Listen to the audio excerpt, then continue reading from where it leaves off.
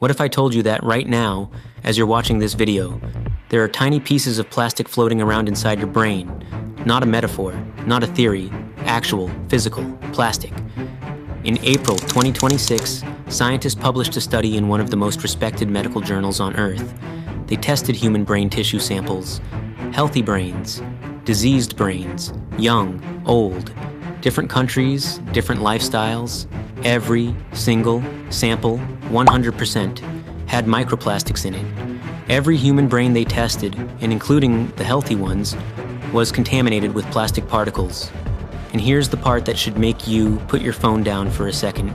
The scientists said, "We are shocked to see how much was in there." So in this video, we're going to break down what that actually means for your brain, your mood, your focus, your anxiety, and honestly, your entire life. Because this isn't just a weird science fact. This is something that's been happening inside your head since before you could talk. And by the end of this, you're going to understand something about yourself that most people on Earth don't know yet. It's early 2026. A team of researchers is sitting in a lab somewhere, going through human brain samples, routine stuff. They're testing for inflammation markers, signs of disease, the usual. And then one of them goes, "What is that?" Tiny particles, everywhere. In the brain tissue, not supposed to be there, not a natural part of human biology. They run the test again, same result.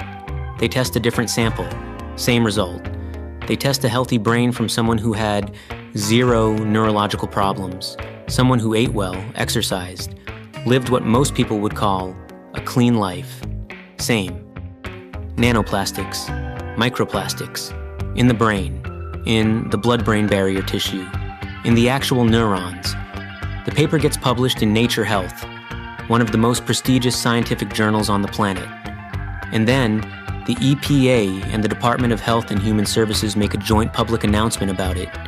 The government literally had to go on record and say, "We have found plastics in human brain." Let that sink in for a second. Now here's where most articles about this stop. They give you the scary headline, maybe a paragraph of "scientists are concerned," and then they just leave you there, rattled, no context. That's not what we're doing here. Because the what is terrifying, sure, but the how and the why this matters for your actual daily life, that's where this gets really wild. So you're probably asking the most logical question right now. How does plastic get inside my brain? Like, I'm not eating plastic. I'm not injecting it. What is happening? Here's the thing. You kind of are eating it, just in ways you'd never notice. Picture this. You're filling up a water bottle, a plastic water bottle. Looks clean, looks normal.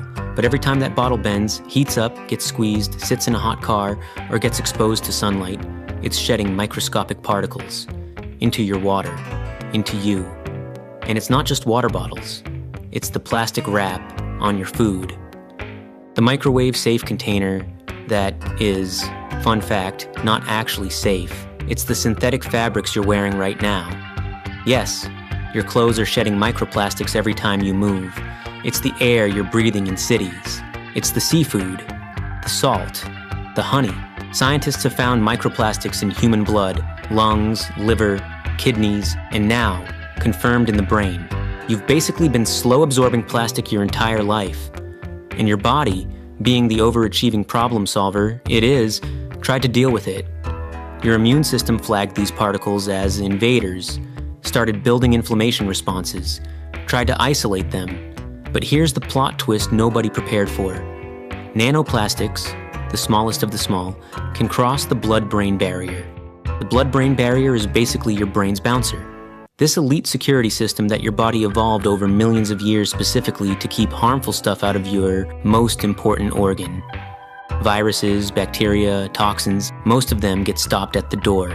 Plastic said, "Nah, I am coming in anyway." Because nanoplastic particles are so absurdly tiny, they can physically slip through the barrier. And once they're in the brain, they stay. This isn't a one-time thing. This is accumulation over years, decades, your whole life. Now, this is the part that should genuinely concern you. Not in a doom-scrolling way, in a this explains some stuff kind of way. Because researchers aren't just finding plastic in the brain, they're finding that it's doing things. Let's talk about inflammation first. When your immune system encounters something it doesn't recognize, something foreign, it responds with inflammation. That's normal. That's your body doing its job. Chronic neuroinflammation, which is inflammation in the brain specifically, has been linked to some of the most devastating health issues we know of. Depression, anxiety, cognitive decline, brain fog, Alzheimer's, Parkinson's.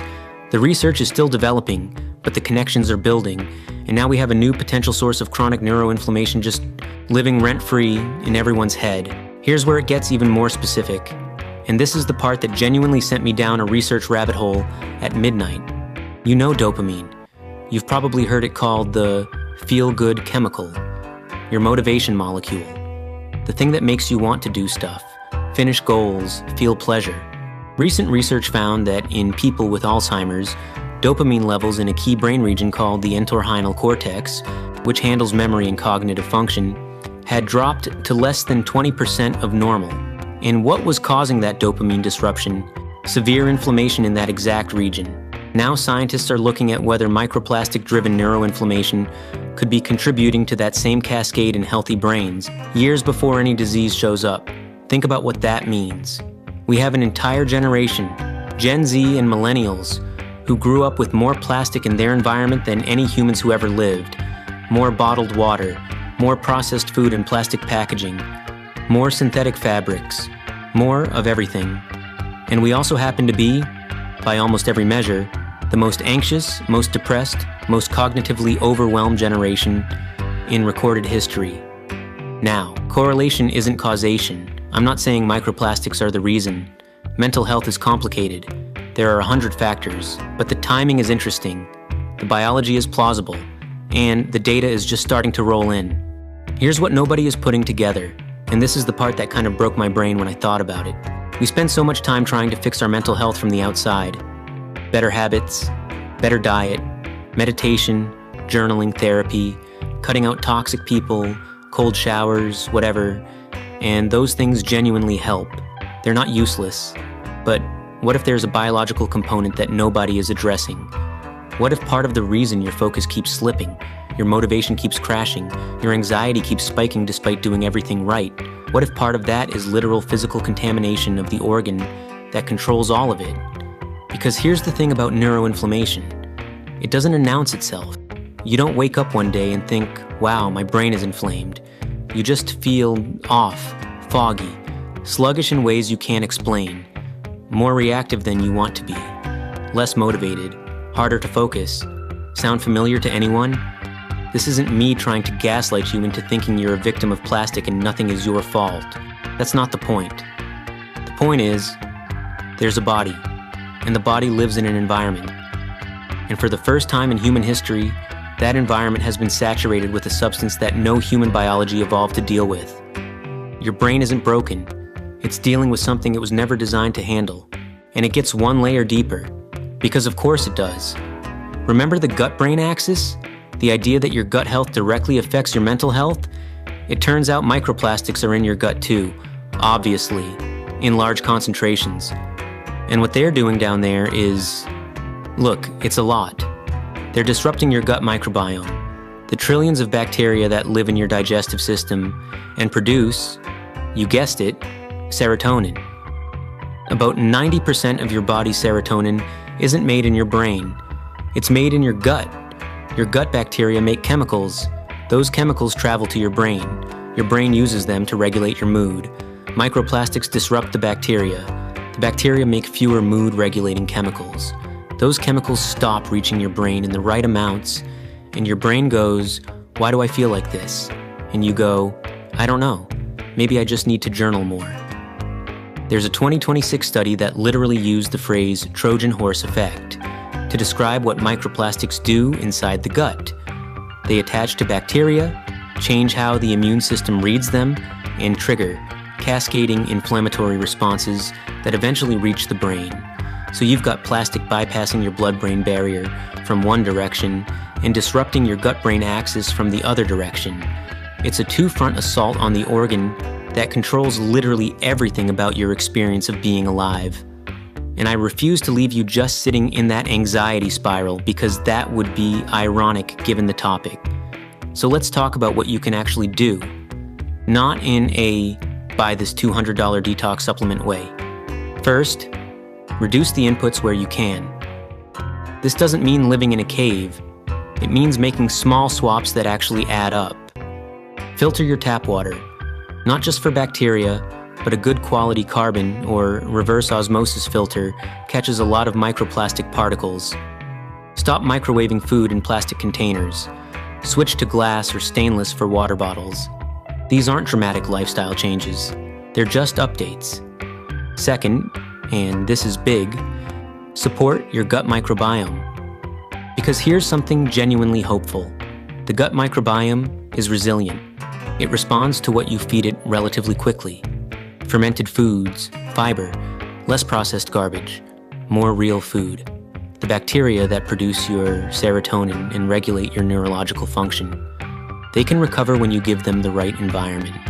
Third, this is the underrated one, reduce systemic inflammation through the things you already know work. Exercise, consistently. Not because some influencer told you it builds character, because it is the most well-studied anti-inflammatory tool humans have. It literally reduces neuroinflammation markers in the brain. Sleep. Real sleep, not doom scrolling until 2 a.m. sleep, is when your brain runs its glymphatic cleaning system. It literally flushes waste products, including potentially foreign particles, out of brain tissue while you sleep. Your brain has a self-cleaning cycle, and it only runs when you're deeply asleep. Think about how often you're actually getting that. Here's the thing I keep coming back to. Every generation thinks they are living in the hardest time in history, and honestly, every generation is kind of right. The challenges change. The invisible threats change. 100 years ago, people were dying from infections we can now cure in a week. 50 years ago, everyone was smoking inside every building on Earth, and nobody thought twice about it. Every era has its thing. The thing nobody knew was quietly destroying them. And this is ours. We built a world out of the most convenient, affordable, durable material we could find, and we did not ask what it would do inside a human body over decades. We're living in the experiment. The results are starting to come in. And the fact that you know about it now, that matters. Because the people who adapted to the threats of their era were the ones who saw them coming and changed something. Even small things, even just the water bottle. You're not helpless here. You're just informed. And being informed is the only place any real change has ever started. If you made it this far, this content is probably for you. Subscribe, and I'll see you in the next one.